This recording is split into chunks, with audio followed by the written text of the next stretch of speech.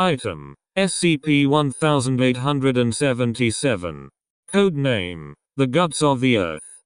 Object Class: Safe. Special Containment Procedures. Due to the impossibility of transport, each instance of SCP-1877 is contained in situ at the subject's origin point. When practicable, the Foundation shall secure ownership of the origin point, soundproof the subject's living quarters, and install inward-facing locks on any interior doorways adjacent to the subject. Foundation medical staff are to review subject's condition on a 48-hour cycle, measuring any visible extracorporeal intestine. Any intestinal retraction of over 10 mm in a single 48-hour period is to be immediately reported to Research Director.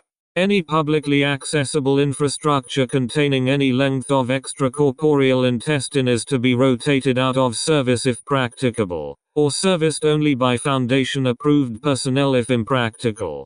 Endoscopic discovery of any additional extracorporeal intestine is to be reported immediately to the Research Director.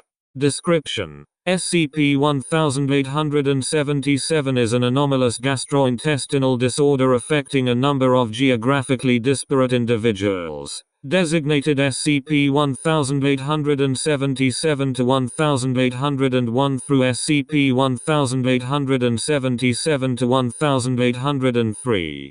In addition to their abnormally long and continuous gastrointestinal tract, subjects exhibit severe neuropsychiatric symptoms including left hemispatial neglect and mild aphasia.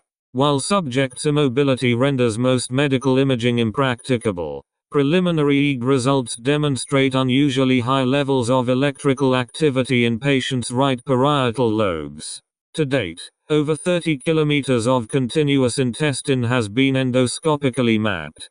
Subjects' intestinal tracts have been observed to intersect with numerous man-made artifacts, including pilot lights, electrical conduits, light bulb sockets, telephone receivers, water mains, sewage pipes, and subway tunnels 31 hours after entering SCP-1877-1801's digestive tract. Objects which have entered that tract can be observed passing through SCP-1877-1802's entry stoma and exiting 30 minutes thereafter.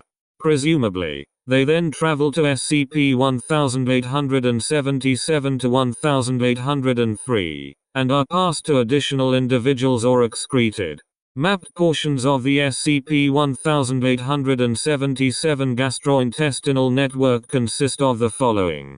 4 cm beyond the pyloric valve, SCP-1877-1801's duodenum turns outward through a painless stoma in his abdominal wall, extends across subject's living room, and enters a light fixture located in the ceiling of his apartment.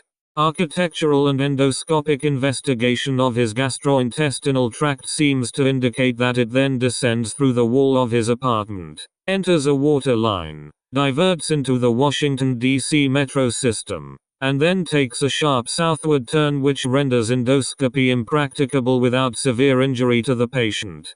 The subject's gastrointestinal tract then resumes in Busan, Korea, exiting through a pilot light in SCP-1877-1802's oven, traversing the kitchen and bathroom, and entering through a painless stoma in the second subject's abdominal wall.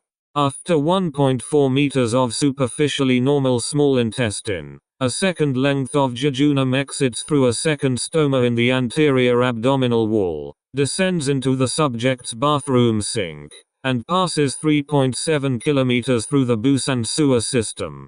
Endoscopic investigation has demonstrated that SCP-1877-1802's upper digestive tract is no longer continuous with the lower digestive tract now occupying his body.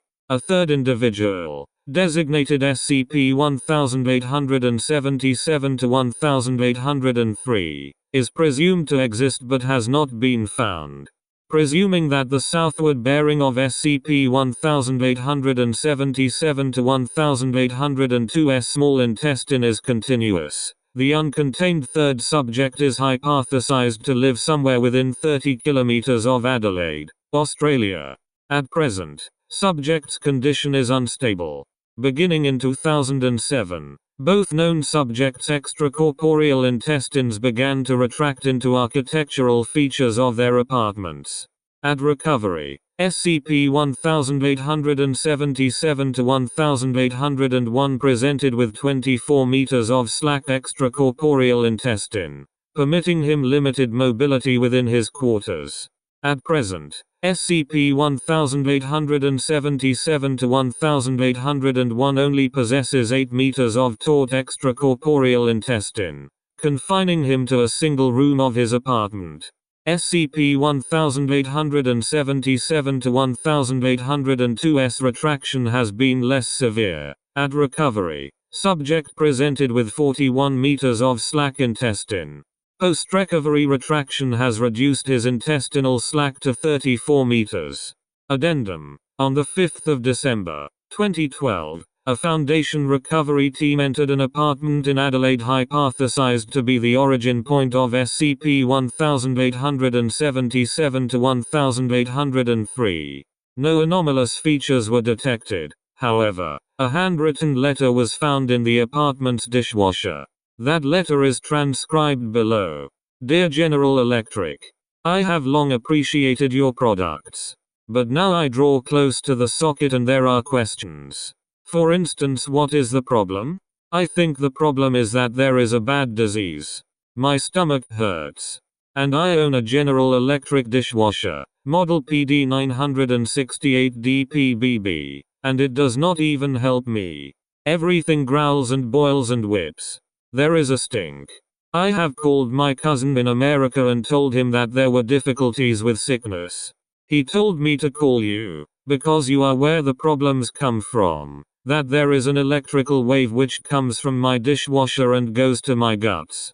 Also, what will happen? The problem is now very bad. I have to stand so close to your socket that I can hear the electrical wave. Like Wala song. I will have to go in soon. My guts will make me. I know that General Electric cannot make it stop. But there needs to be an answer to the mystery of the appliances. The answer should come in the manual which goes with the socket. So that there is less anxiety when we all have to go into our appliances and live in the guts of the earth. As all of us someday shall do. Tomorrow I think I will have to go in. When it ends, will I live alone in the names of appliances? How does one traverse the guts of the earth so that there is no problem? Is this a sickness that shoots in an electrical wave from all dishwashers, or just mine? Please call me tomorrow, General Electric.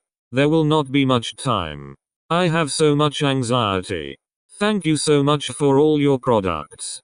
Though the letter appears never to have been sent, a review of telephone logs indicates that a call was placed to the apartment's telephone from General Electric's headquarters in Fairfield, CT.